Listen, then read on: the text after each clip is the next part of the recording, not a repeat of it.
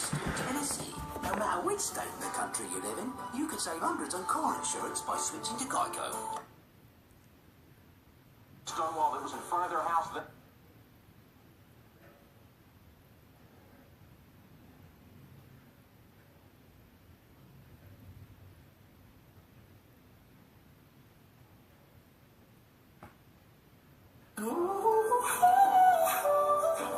Backstage Pass, Stage 3 Tour Down Under, Santos Tour Down Under. Today's a really important day, and we've got Ananias here, and it's really important because today is an awareness day for MND, our guys in it will be wearing a wristband. And research and awareness for diseases and so on is so important, but particularly a very good friend of ours has MND in Gary West, so that's a particularly important day for us today. And also tomorrow evening at the Adelaide Superdome there's going to be a very special night as well. So Emma, if you can tell us a little bit about it. Yeah, definitely. MND is now a cause close to our hearts with Gary West, my coach, and obviously Shane Bannon's friend, was diagnosed post-Rio Olympics with MND, and so we've created a Cycling Cares Facebook page where we'd like to be able to channel people to create awareness and ultimately raise funds to find the cure for MND. Currently there is limited funding, there is no cure, and there have been no survivors of MND. So it's very difficult, and it's known as the beast disease, so it's a tough one out there.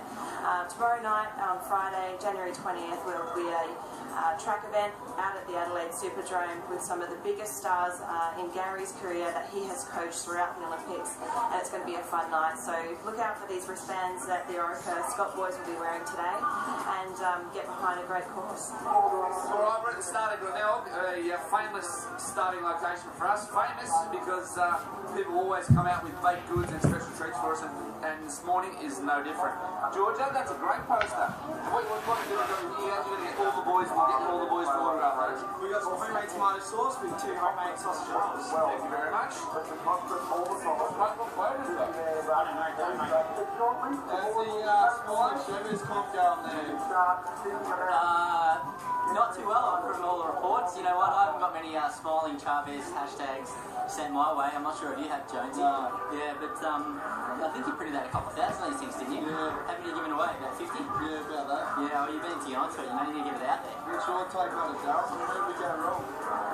Where did we go wrong? It didn't go wrong, you just got the wrong face. If you used my face, If you use it swallowed easy, it would have gone way further. And Chavez still owes us, what, $600 for these things? Either is going to get rid of them all, but it's been a bad investment for him. Bad investment. First thing I tell you is do your research. Who's your favourite rider now? I don't have any. You do? Come on. That's fun, yeah? Cherry ripe brownies. Cherry ripe Australia. Some cherry ripe brownies. We had Rocky Road yesterday. You got sweets covered? And slice. Oh, that's good. Yeah. That is very, very Australian. Zucchini slice. Zucchini Do you know how Aussie it was? So I ended up with the penny boilers and Aussie flags. Very nice. Right. Yeah, hopefully it's going to be a bunch of red.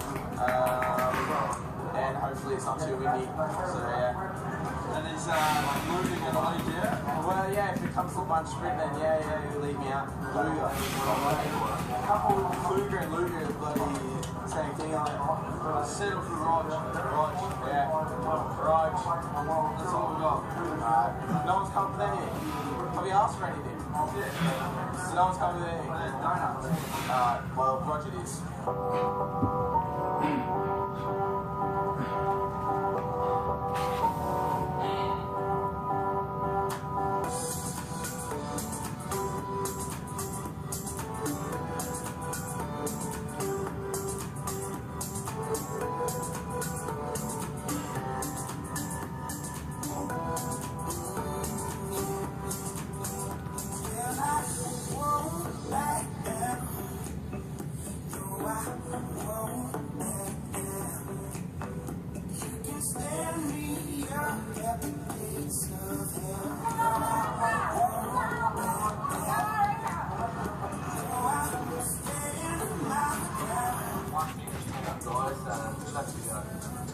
One thing that's perfect, Damo. Very good.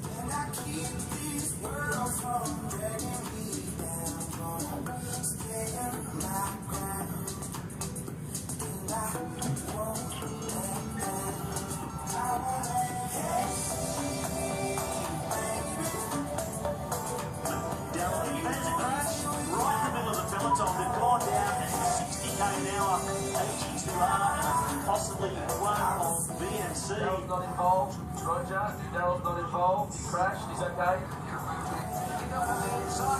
Shoulder to shoulder as Peter Sagan comes up first. Through the middle of world champion, but the little imp is there. Caleb Ewan popped out from the inside, takes it on the line.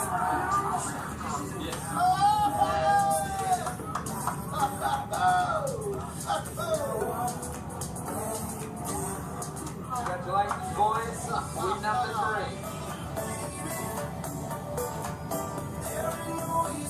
Couldn't really stick together, but this guy's just unbelievable. He was on us out the last 600 meters, still done a good job, really good job done.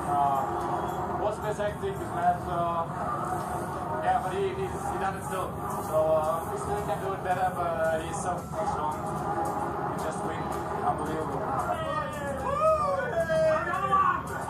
That was stressful, man. We just really got caught out of position there, and it was such a hectic final. So, but mate, put credit to that little guy. He's a fighter, mate. We dropped him inside, came hard to go, and just did everything he did.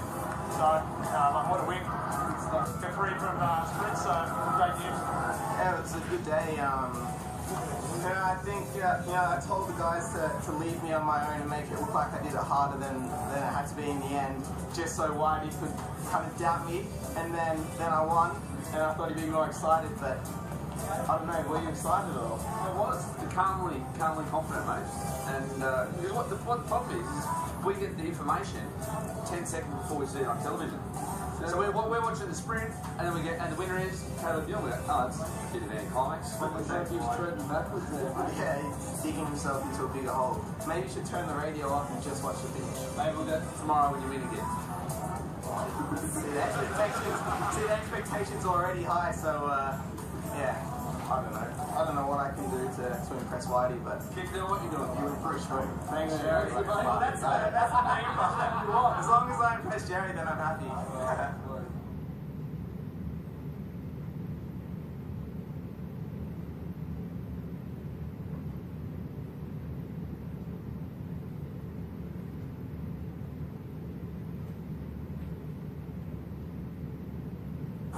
Caleb Ewan bashing his way through there in between the Sunweb team, and that was the German Phil Bauhaus that he was pushing out of the way. In control at the moment, that's Jack Bauer from Quickstep on the front, but lined up behind him is the Trek Segafredo team, Roger Kluger. He's looking around for Orica Scott. Where is Caleb Ewan? Daryl Impey, there's a crash right in the middle of the peloton. They've gone down at 60k an hour.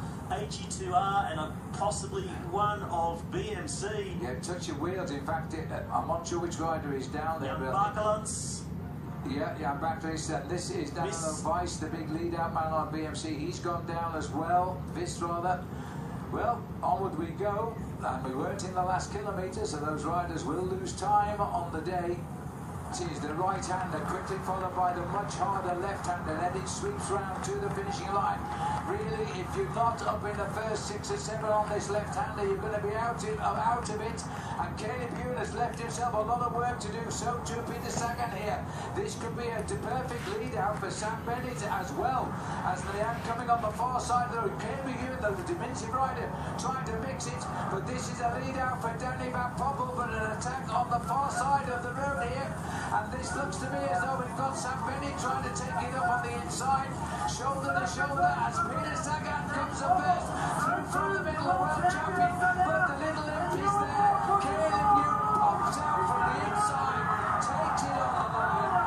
I've never seen this guy so confident in his sprint, Robbie. That was brilliant. You know what? I think he rounded that final corner in about 7th position. Left himself a lot of work to do, but instinct took over. He saw the Bora Hansgrohe rider go on the right. He made up his mind, I'm going to run at that wheel, and on the inside of that long curve around to the finish, we didn't see him for a long time, but I knew he was there on the inside.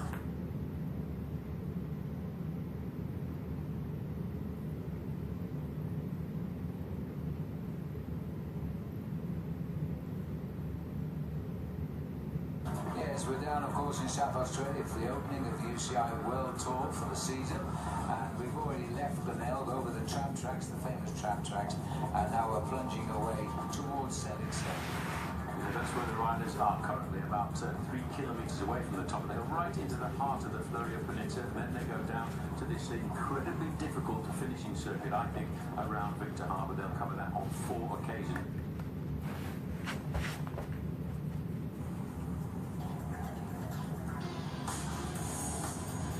Welcome back. There he is, Richie Porte, the man of the moment, and he's surrounded by his teammates. He's in Oka, and of course the very, very recognisable colours of BMC, the red and the black. Richie Porte, the Tasmanian Tiger. Indeed it is. It's a good breakaway for as far as Team BMC are concerned. He got away after 10 kilometres. You can see now 106 k's still to ride. 3 minutes 10. Yes, for the time being, Clement Chevrier is the leader on the road, and he's just tucked in at the back here. They're 3 kilometres from the top of Selix Hill, and that's the only classified king of the mountains today.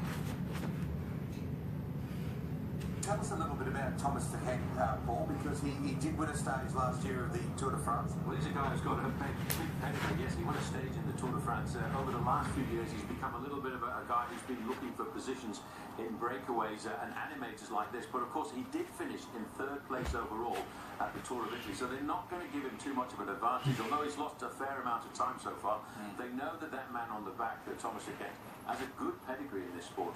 He's made a name for himself when he won that stage in the Tour last year, because that was the stage where Chris Froome started to run up Mont Ventoux without his bicycle. It became a sporting highlight of the year around the world. There's a nice view of the helicopter at Selix Hill. When you're down there, it doesn't seem so steep, but this is a very, very long, steady climb. And it's not one often used because it's a main road, really.